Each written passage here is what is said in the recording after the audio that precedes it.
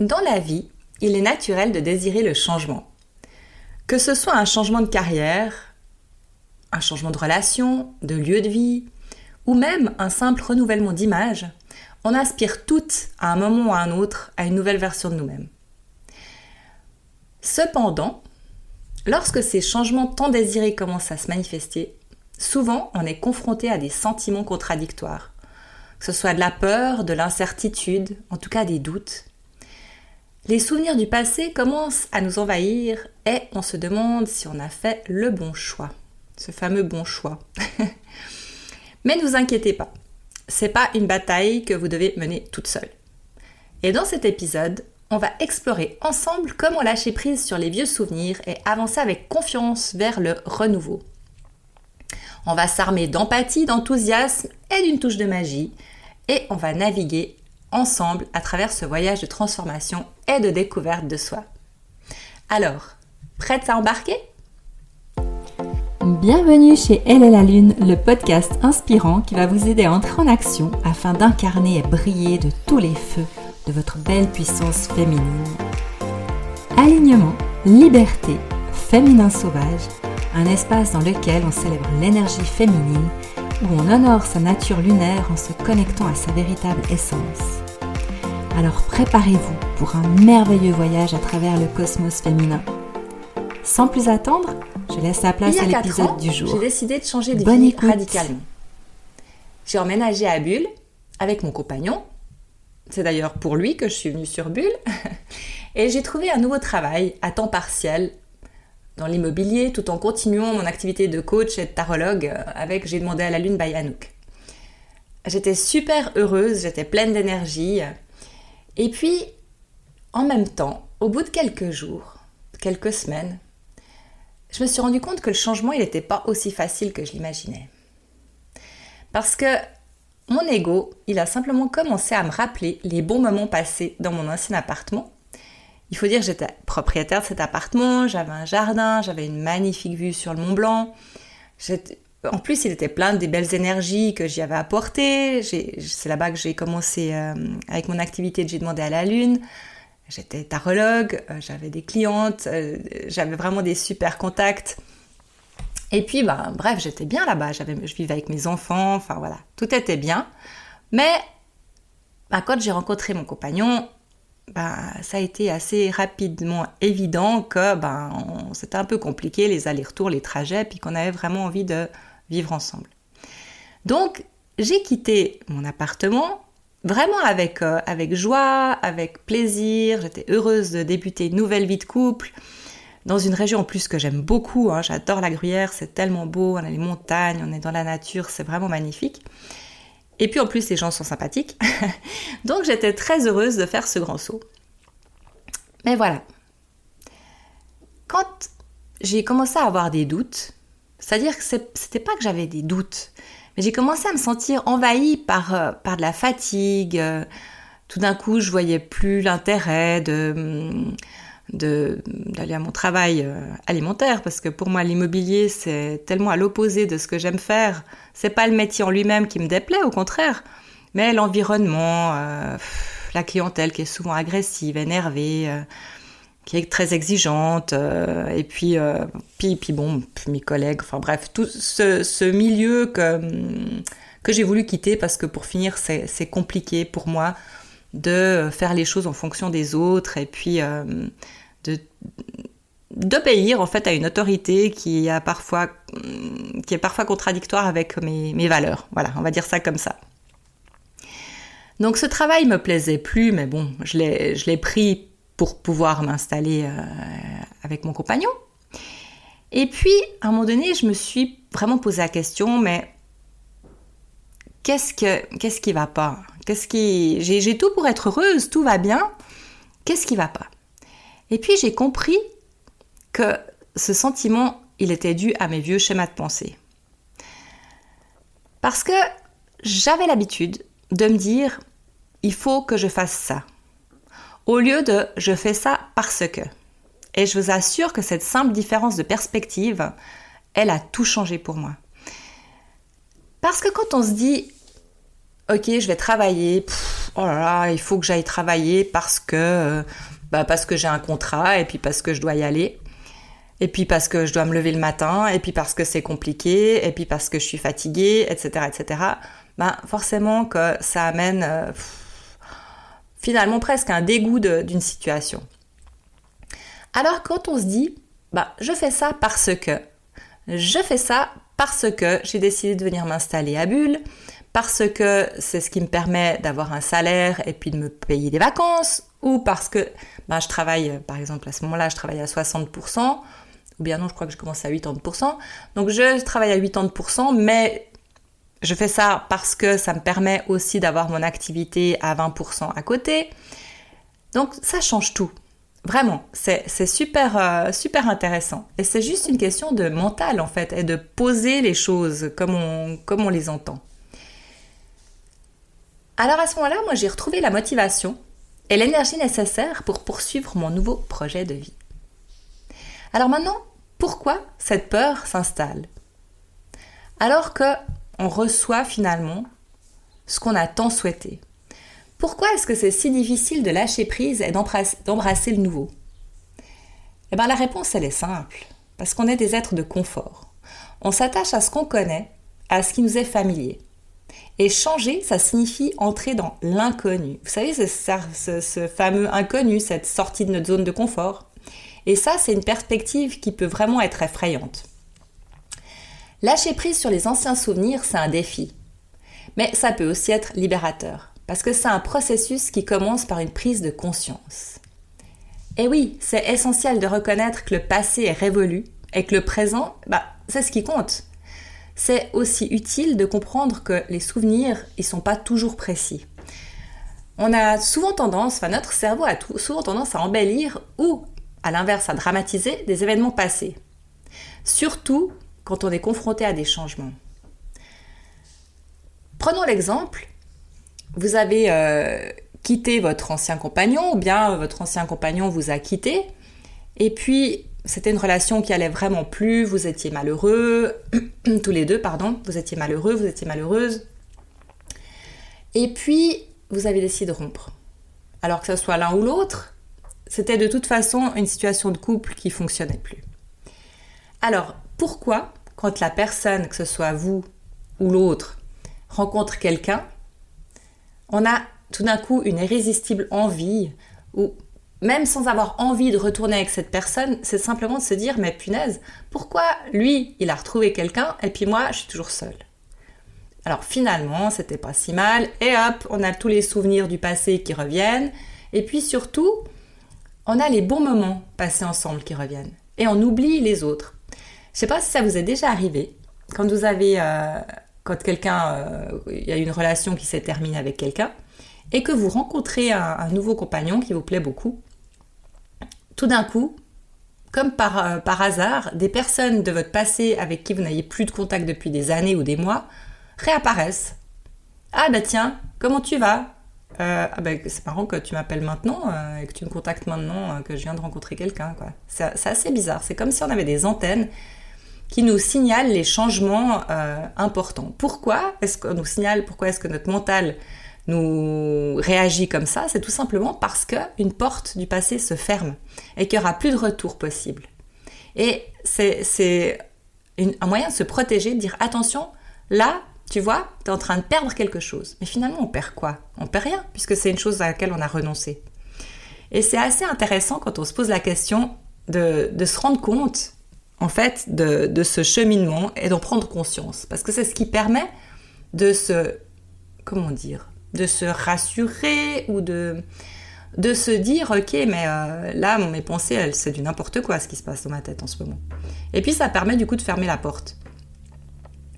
Et on peut aussi, à ce moment-là, se concentrer sur le présent et apprécier chaque moment et le vivre pleinement. La pleine conscience, c'est un outil super puissant qui nous aide à rester ancrés dans l'ici et maintenant. Après, évidemment, il faut faire face à ses peurs. Parce que souvent, quand on se pose la question, mais pourquoi est-ce que je réagis comme ça ? Pourquoi est-ce que tout d'un coup je me sens triste ? Pourquoi est-ce que ci ? Pourquoi est-ce que ça ?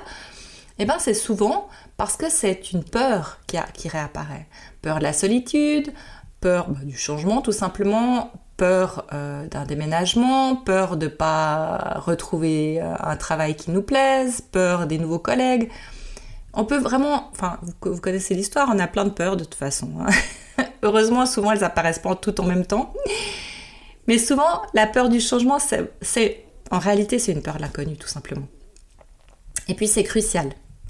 Accepter que ce changement, c'est une partie naturelle de la vie et que chaque nouveau départ, c'est une opportunité d'apprendre et de grandir. Alors je sais que ça fait cliché, mais je vous assure pour la pratiquer que pratiquer la pleine conscience, c'est vraiment efficace. Oui, je peux vous le dire parce que je pratique ce que je vous raconte. Alors, vous allez me dire, comment est-ce qu'on se libère des vieux schémas ? Alors déjà, les identifier. C'est la première étape. Identifiez ces schémas de pensée et de comportement. Observez vos réactions dans différentes situations et posez-vous des questions. Par exemple, qu'est-ce qui déclenche cette pensée ou ce comportement ? Je me sens triste là tout d'un coup. D'où est-ce que ça provient ? Ensuite, la deuxième question c'est ok, est-ce que cela me sert d'avoir cette peur ou ce sentiment qui remonte ? Parce que souvent, quand on se pose cette question, et on se dit finalement non, ça me sert à rien, au contraire, ça me pénalise parce que je suis pas bien alors qu'il n'y a aucune raison, réelle d'avoir peur. En ce moment, je risque rien. Et c'est par rapport à des choix et des changements qui doivent se faire. Et il y a une troisième question qu'on peut se poser, c'est y a-t-il une autre façon de voir les choses ? Ok. Je sais qu'il y a un truc qui fonctionne bien, par exemple lors d'une rupture, c'est de se dire ok, mais finalement, je suis triste. Je suis triste de plus avoir cette personne à mes côtés. Et si on voit les choses d'une autre manière, en se disant mais pourquoi est-ce que je suis triste ? Pourquoi est-ce que finalement notre relation s'est terminée ? Si c'est parce que monsieur est parti ou parce qu'il vous a trahi ou tout simplement parce qu'il n'y avait plus d'amour entre vous, de toute façon vous ne pouviez pas être heureuse. Quand l'un ou l'autre des partenaires n'a plus envie d'être là, eh bien l'autre le ressent et l'autre est forcément malheureux. Donc, est-ce que ça vaut vraiment la peine ? Est-ce que ça aurait vraiment valu la peine de continuer cette relation encore pendant des années juste pour... pourquoi en fait ? Pour pas avancer ? Pour pas sortir de cette zone de confort ? C'est pour ça que c'est une bonne méthode, c'est de voir les choses d'une autre manière. Alors des fois, il suffit, c'est pas toujours facile, mais de prendre du recul. Par exemple, en revivant la situation, mais en l'imaginant comme si vous étiez en train de regarder un film. Vous repassez le film de l'histoire, que ce soit de n'importe quelle situation, là on parle plus seulement de relations amoureuses. Mais repassez-vous le fil de l'histoire et regardez-la en observatrice, comme si vous étiez dans une salle de cinéma. Souvent, ça permet vraiment de voir les choses d'une autre manière et surtout de réaliser certaines choses. Ensuite, ce qui est important aussi, c'est de comprendre l'origine de ces schémas. Parce que nos schémas de vie sont souvent ancrés dans notre enfance ou dans des expériences passées. Et quand on prend le temps de comprendre l'origine de ces schémas, ça aide, on peut vraiment relativiser et se libérer des choses et de ces schémas. Parce qu'une fois qu'ils sont identifiés, on peut les challenger. Se demander si ces pensées, elles sont vraiment basées sur la réalité, encore une fois, ou si c'est pas le fruit de nos peurs et de nos croyances limitantes. Ça, c'est un truc qui est vraiment intéressant et c'est justement comme je vous parlais tout à l'heure de la rupture amoureuse. Je vous parle de cette situation-là parce que c'est une situation que j'utilise souvent avec mes clientes, mais c'est vraiment quelque chose qui est efficace parce que ça permet de mettre les choses à plat et puis de ne pas rester dans un sentiment sans savoir vraiment de quoi il provient. Quand on sait qu'on a peur de la solitude, eh bien c'est normal qu'on ait peur d'une rupture amoureuse ou d'une rupture professionnelle aussi, ou d'une rupture quelle qu'elle soit, ou d'un déménagement. Parce qu'on peut se dire, ok, je change de région parce que je change de travail, par exemple, mais je vais me retrouver toute seule. J'aurai plus mes amis, j'aurai plus mes habitudes, j'aurai plus mes voisins, j'aurai plus mes collègues. Et ça fait partie de la peur de la solitude. Entre autres. Après, il y a plein d'autres paramètres. On est toutes différentes, on a toutes des vécus différents aussi à ce niveau-là.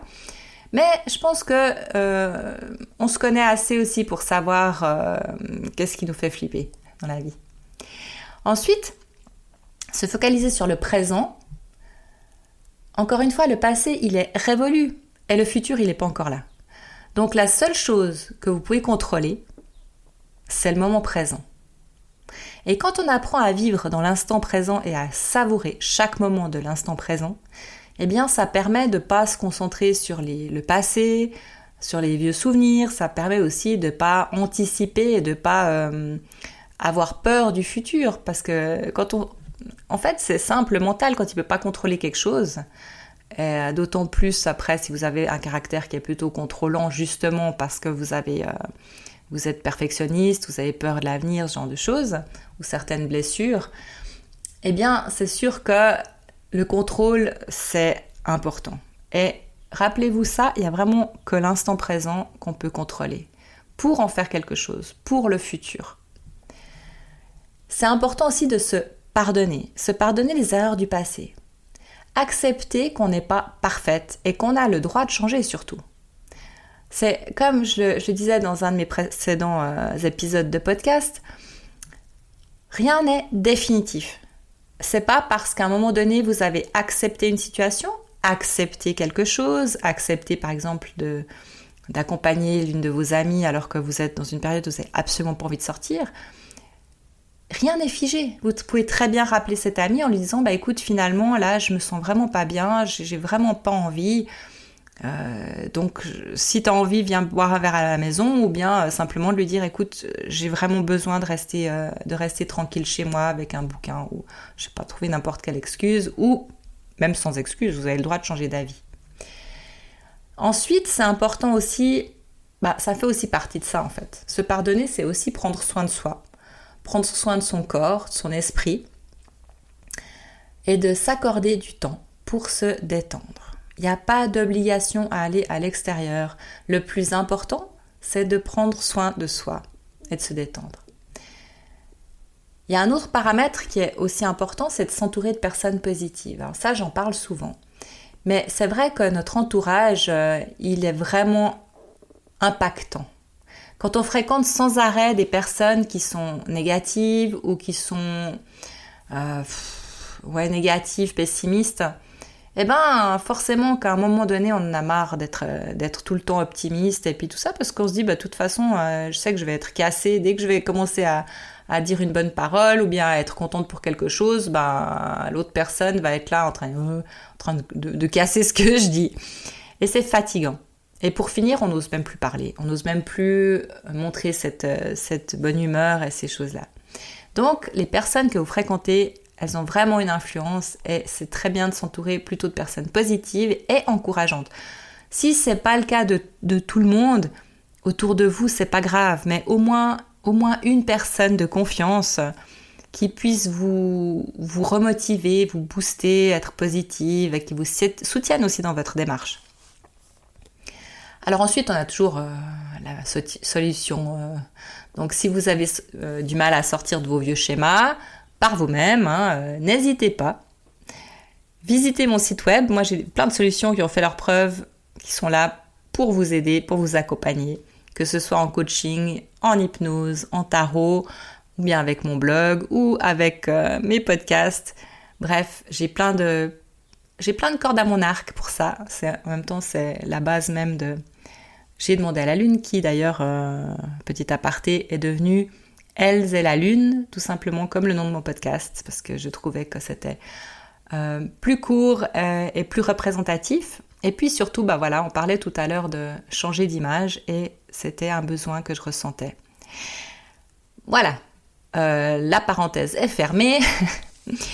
Il faut aussi se souvenir que le changement prend du temps. Et que changer les schémas de pensée et de comportement, ça ne se fait pas du jour au lendemain. Donc, soyez patiente avec vous-même.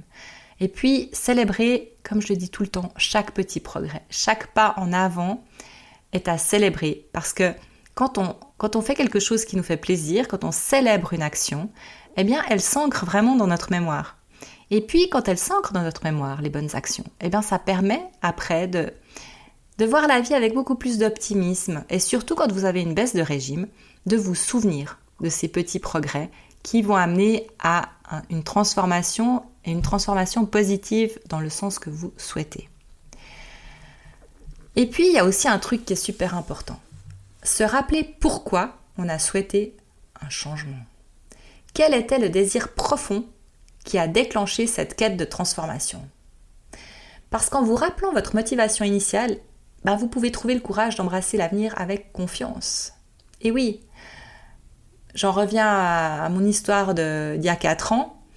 Eh bien, il suffisait que je rentre le soir, que je vois mon compagnon, que je regarde la magnifique vue qu'on avait depuis notre balcon, que la vie, tout simplement, ce changement de vie, j'étais plus seule, j'étais avec quelqu'un que j'aimais, enfin que je suis toujours d'ailleurs, et qui m'aime en retour, parce que c'est important. Et puis, c'était vraiment un changement de vie qui était vraiment bénéfique. Donc, ça permet vraiment d'embrasser l'avenir avec confiance. Maintenant qu'on a appris comment lâcher prise sur les anciens souvenirs, comment embrasser l'avenir avec confiance? Je pense que la clé, c'est d'adopter une attitude positive et d'être ouverte. Ouverte à toutes les possibilités qui s'offrent à vous. L'avenir, par nature, il est incertain. Mais il est rempli de possibilités infinies et de défis. Et face à cette incertitude, c'est souvent facile de se sentir anxieux, apeuré, voire même paralysé. Mais rappelez-vous, l'avenir n'est pas une fatalité. On a le pouvoir de le façonner, d'influencer sa direction, de créer la vie qu'on veut. Ça aussi, c'est ça qu'il faut vraiment se souvenir. C'est important, c'est clair, parce que c'est notre mental, il va fonctionner tout à l'inverse. À l'inverse. Notre mental, il veut toujours nous faire revenir dans la zone de confort. Et pourtant, l'avenir, on peut l'imaginer, on peut le créer, on peut le façonner à notre image, comme on le souhaite, petit à petit. Encore une fois, il faut de la patience. Mais vous avez tout en main pour le faire. Embrasser l'avenir avec confiance, c'est adopter une attitude positive et proactive aussi face à l'incertain. Ça veut dire accepter déjà cette incertitude, reconnaître qu'on ne peut pas tout contrôler. Ça, je sais que c'est pas toujours évident. Je sais de quoi je vous parle. Parce que quand on a vécu des situations de vie difficiles, c'est sûr qu'on a l'impression que quand on contrôle, il ne va rien arriver. Il ne peut rien arriver de négatif parce qu'on est persuadé qu'on sait comment ça fonctionne et qu'il n'y a pas d'autre manière, parce que les autres manières, justement, on ne les contrôle pas, on ne les connaît pas. Et quand on est dans ce contrôle permanent, déjà on se fatigue et en plus on s'empêche de vivre de nouvelles choses. Donc accepter cette incertitude et sortir du contrôle, ça c'est libérateur, mais vous n'avez même pas idée comment. Se concentrer sur le présent, comme on l'a dit tout à l'heure, vivre pleinement le moment présent, tirer le meilleur parti de chaque jour. Ça, vous pouvez aussi faire le soir une liste ou écrire dans votre journal intime toutes les belles choses qui vous sont arrivées, plutôt que les mauvaises choses. Choisissez d'écrire un journal intime optimiste. Alors bien sûr que vous pouvez mettre les choses qui vous ont perturbé. L'humour est une excellente tactique. Par exemple, plutôt que d'écrire « Oui, aujourd'hui, je me suis encore fait reprendre par mon patron », de dire il était encore de mauvaise humeur, celui-là aujourd'hui il a dû passer une mauvaise nuit ou je ne sais quoi. Mais tourner les choses à la rigolade, c'est toujours beaucoup plus facile. Donc la vision positive, ça on en a parlé, imagine un avenir radieux, se focaliser sur les possibilités que sur les obstacles. Dans le dernier épisode, je vous ai aussi parlé, je crois, du tableau de vision. Le vision board, c'est génial aussi, de se faire un tableau avec toutes les images qu'on aimerait voir dans notre futur. Que ça soit une belle maison, que ça soit une belle voiture, que ce soit un nouveau job, que ça soit un nouvel amoureux, que ça soit un changement de vie, que ça soit de l'argent. Imprimez des photos ou des dessins et affichez-les sur un tableau que vous avez quelque part en face de vous. Et chaque fois que vous poserez les yeux dessus, ça vous rappellera vos objectifs. Et ça, c'est super puissant. Ensuite, on peut aussi développer nos compétences. Quand on a peur de quelque chose, c'est souvent parce qu'on ne les connaît pas à fond. Je prends l'exemple d'un examen à passer. En général, quand on a peur et qu'on est angoissé avant un examen, c'est parce que peut-être alors c'est souvent parce qu'on n'a pas du tout confiance en soi, mais cette confiance en soi, elle vient peut-être aussi d'un manque de préparation. Si vous êtes préparé à 100% pour un examen ou pour un objectif, vous serez beaucoup moins angoissé. Ça, c'est quelque chose que j'ai constaté. J'ai toujours été très angoissée par les examens et puis je me suis rendu compte qu'en fait, j'ai l'habitude de faire les choses à la dernière minute. Et forcément, en faisant les choses à la dernière minute, on n'a pas le temps de tout faire.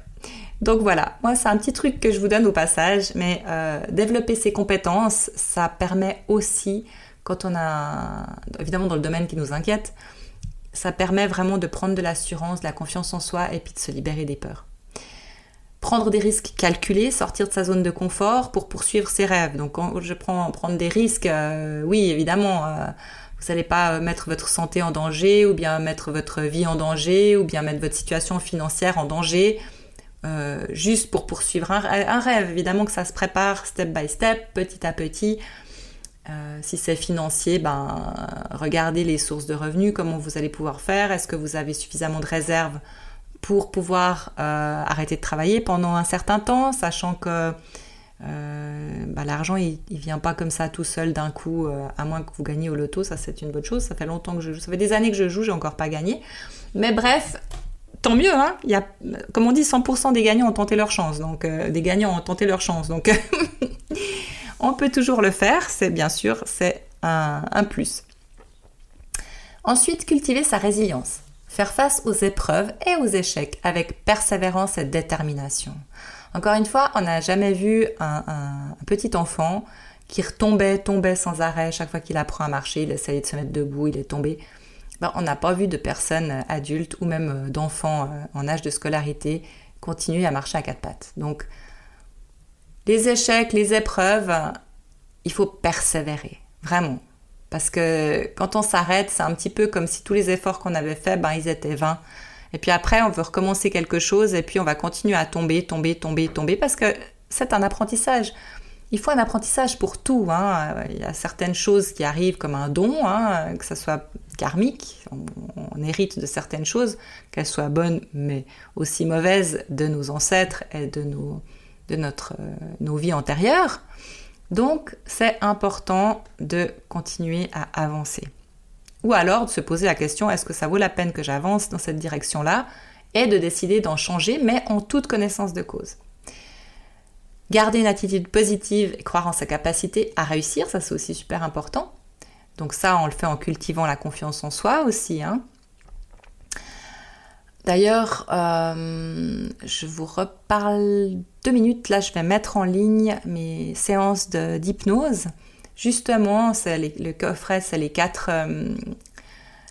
clés de la puissance féminine. Et puis, dedans, ces 4 méditations, il y en a une justement sur la peur du regard des autres, une sur l'abondance, attirer l'abondance, une autre justement sur la confiance en soi, et puis la dernière sur la connexion à son être intérieur, à sa boussole intérieure pour faire des choix éclairés.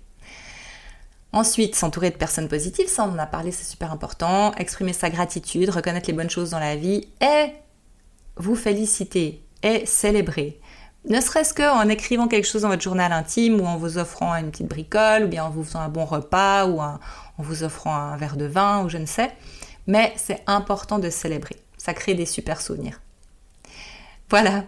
Donc embrasser l'avenir avec confiance, ça ne veut pas dire qu'il faut ignorer les défis ou bien prétendre que tout sera facile. C'est plutôt de les aborder avec courage et détermination, en sachant qu'on a les ressources nécessaires pour les surmonter. Et si vous n'en avez pas connaissance, il y a plein de méthodes pour aller mettre en lumière ces ressources que vous avez. Parce que c'est vrai qu'au fil du temps et des épreuves, quand on perd confiance en soi, on a l'impression qu'on n'en a plus de ressources. On n'a plus de ressources, on n'a plus d'énergie, on n'a plus de rêve, on n'a plus rien. Et lors de ces séances avec mes clientes, c'est vraiment quelque chose que j'adore. C'est à un moment donné, quand je propose, je dis ok, alors dites-moi quels étaient vos rêves quand vous étiez plus jeune, vous étiez petite ou avant les relations amoureuses, ce genre de choses. Je dis, je sais pas. Ok, on va essayer de se souvenir.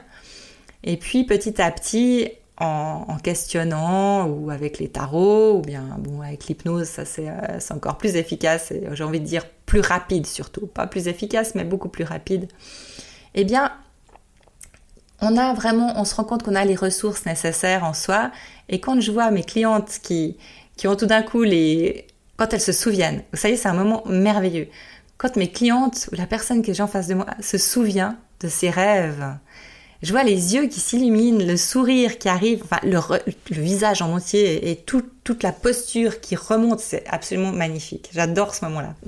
Et ça, c'est possible pour tout le monde. Je vous assure que vous avez aussi des ressources à l'intérieur de vous, ça c'est clair. Et puis des rêves qui sont enfouis, qui ont peut-être été enfouis au fil des années, mais ils sont toujours là et ils sont toujours d'actualité. Vous pouvez toujours décider de votre futur et de les remettre en avant et justement de renoncer à quelque chose qui n'a pas fonctionné en vous disant ok, maintenant je vais prendre un autre chemin parce que ce rêve-là, j'y tiens. Donc ça, c'est super important. Et puis après, vous pouvez justement développer vos compétences s'il vous en manque pour accomplir ce rêve, etc. Mais ça, c'est vraiment génial. Alors, mes chères magiciennes, c'est important de se rappeler que l'avenir, il est incertain, mais en même temps, c'est ça qui rend la vie si excitante. Quand vous partez en voyage, par exemple, quand vous allez en voyage dans un endroit que vous ne connaissez pas, si vous aimez voyager, je prends cet exemple parce que moi j'adore ça, en général, on ne s'inquiète pas de ce qui pourrait mal tourner. Vous avez réservé vos vacances, vous vous réjouissez et tout. Vous êtes toute contente. Vous n'êtes pas en train de vous dire, je pense que l'hôtel il va être moche, je pense qu'il y aura des travaux, on aura du retard dans l'avion, ou tout ça. Pas du tout. Vous vous concentrez sur tout ce que vous allez découvrir, de tout ce qui va bien se passer. À ce moment-là, notre imagination, elle est absolument géniale. Parce qu'elle déborde. Vous imaginez les excursions que vous allez faire, la voiture de location que vous allez prendre, le lieu, vous vous projetez. C'est vraiment des moments super. Alors moi, je parle de voyage. Après, ça peut être une activité sportive, ça peut être un nouveau travail ou une nouvelle formation ou de la musique. Enfin, voilà. Chacune fait en fonction de ses affinités et puis de ce qu'elle a dans le cœur. Et il ne faut pas avoir peur de rêver grand. L'avenir, c'est un énorme champ de possibilités. C'est infini. Alors, surtout, ne vous limitez pas à ce qui semble réaliste. Parce que ça, c'est encore une fois des limitations de notre mental qui va nous dire « Non, mais attends, on ne voit pas trop grand parce que... » Et puis, si tu n'y arrives pas, parce que tu te souviens toutes les fois où tu t'es cassé la figure, donc tu ne vas pas te permettre en plus de rêver grand. Tu vas être déçu. Donc, non, faites taire votre mental. Osez rêver grand. Et franchement, vous serez surprise de voir ce que vous pourrez accomplir. Et ça, c'est vraiment incroyable. Et c'est aussi le pouvoir de notre cerveau. Vous savez que notre cerveau, il a des possibilités infinies et qu'il ne fait pas la différence entre l'imaginaire et le réel. Alors profitez-en pour le remplir de rêves et de choses imaginaires qui vous font du bien, plutôt que de le laisser être rempli de peur et de croyances et de vieux schémas qui ne vous servent plus à rien. C'est comme ça, en fait, qu'on ouvre la porte à une vie de croissance, d'épanouissement et de bonheur. Alors moi, je vous le dis, qu'est-ce que vous attendez ? Parce que l'avenir, il est à vous. N'oubliez pas que le changement, c'est une aventure. Chaque aventure est une chance de découvrir de nouvelles facettes de soi-même et de l'univers. Alors préparez-vous parce que c'est une vie de magie et de merveille qui vous attend. Alors la prochaine fois que vous vous sentez déstabilisé par le changement, souvenez-vous de ceci. Vous êtes plus forte que vous ne le pensez. Vous avez en vous la capacité non seulement de survivre au changement, mais aussi de prospérer grâce à lui. Alors respirez profondément, souriez à la vie, faites confiance à la magie du renouveau. Le futur vous attend et il est bien plus lumineux et plus beau que tout ce que vous pouvez imaginer. Si ce podcast vous a touché ou si vous pensez qu'il pourrait aider quelqu'un dans votre entourage, n'hésitez pas à le partager. On se retrouve très bientôt pour un nouvel épisode où on continuera à explorer ensemble les chemins vers une vie plus équilibrée et heureuse.